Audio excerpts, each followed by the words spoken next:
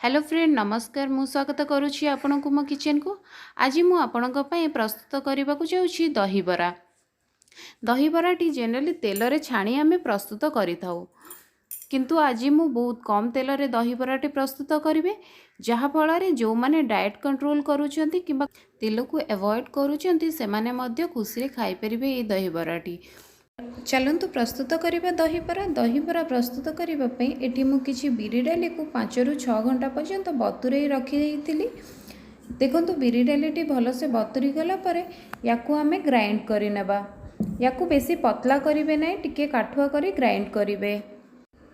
एथर बैटरटी को गोटे पात्र रे ट्रांसफर करी किछि समय पर्यंत फेणई दबा। देखंतु मु जो परि भाबे करूची आपण मध्ये सही परि भाबे गोटे डायरेक्शन रे बैटरटी को 10 ରୁ 12 मिनिट पर्यंत टिके फेणई देबे भलसे। बिरीटी को किछि समय फेणिला परे आपण जानि परिबे एटा क्रीम परि सॉफ्ट लागुची एवं एथिरे गोटे अलगा प्रकार साउंड मध्ये आसीताय। ताहाले आपण जानि परिबे बिरीटी परफेक्टली रेडी हे जाईची। एबे एथिरे किछि लूण देई बिरीटी को भलसे मिसई दबा।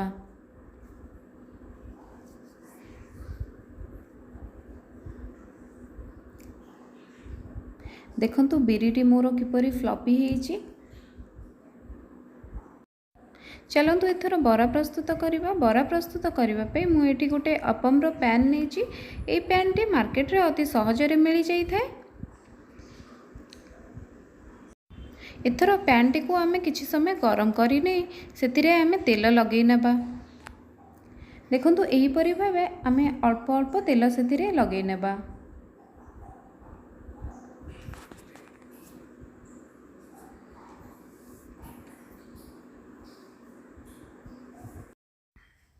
एथर बैटर गुडी को पैन रे देई देबा बरा प्रस्तुत हेबा पई।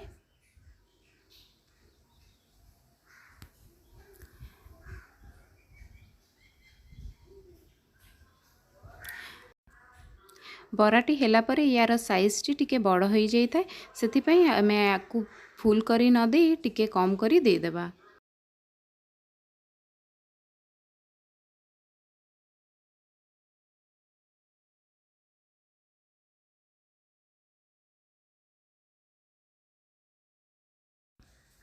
एथर मु सबु बैटर गुडी को एथिरे देई देइची।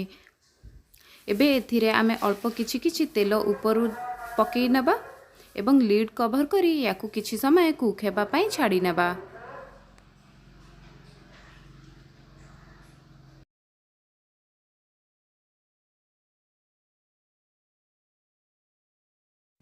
किछि समय हेई जाइची। एथर आमे चेक करी नबा बराटी कुक हेइची कि नहीं। देखंतु मु जेतेबेले पलटौची बरा गुडी को आराम से पैन को छाड़ी दउची। या माने बराटी कुक हेई जाइची।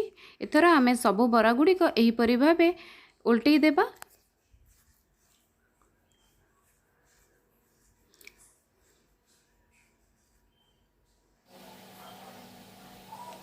एथिरे आमे अल्प किछि किछि ऑयल दे देबा आर साइड टी मध्ये कुक हेबा पई।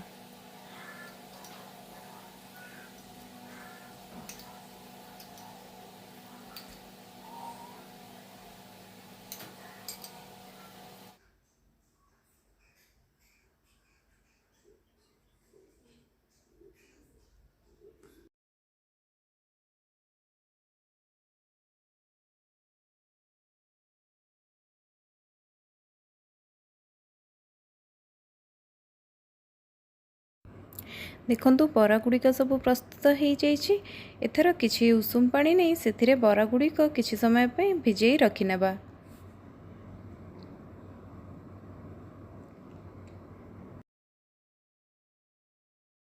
बराटी भिजिबा समय मध्य आमे दहीबरार दही प्रस्तुत करनबा। एठी मु किछि दही नहीं ताकु प्रथमे भलसे फेंटी दउची। प्रथमे आमे दही को भलसे फेंटी देबा, तापरे आमे पानी दे याकू भलसे पुणी थरे फेंटी देबा। आपण दहीटी को केते पतला कि मोटा करबा पई चाहुचंती सेही अनुसार दही रे पानी देबे। एबे एथिरे ऐड करि नेबा गोटे चमच लूण, गोटे चमच कला लूण एवं हाफ चमच चीनी। याकू एथर भलसे मिसी देबा जेपरि चीनीटी भलसे मिसी जिवो।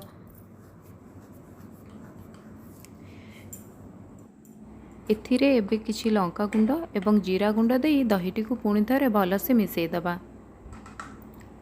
जीरा गुंड द्वारा दहीर टेस्टी बहुत भल आसी थाए।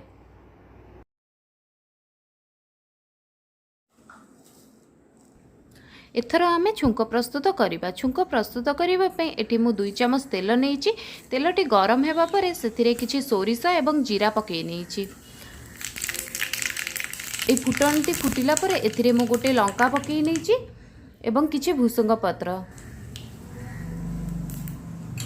एथर छुंकटी प्रस्तुत हेइ जाइछि। याकु आमे दहीरे पकेई दहीटी को भलसे गोळेई नेबा।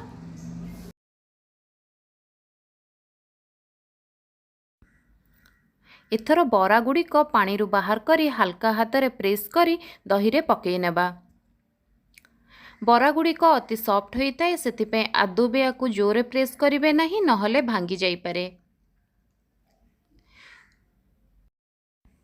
एथर याकु भलसे गोळेई नेबा एवं किछि समय पई रखिदेबा जेपरि बरा गुड़िक भलसे सोक हेजिवो। देखंतु मोर प्रस्तुत हेइ जाइछि हेल्दी दही बरा। मुझे मो दहीबराटी को आलुदम सहित नहीं जाइए। आपण मध्य प्रस्तुत करंतु एहीपरि दहीबरा एवं किपरि लागिला मते कमेंट बॉक्स रे जणांतु। जदि आपनको मोर रेसिपीटी पसंद आसी थाए ताहेले लाइक शेयर एवं सब्सक्राइब करने को भूलिबेनी। Thank you.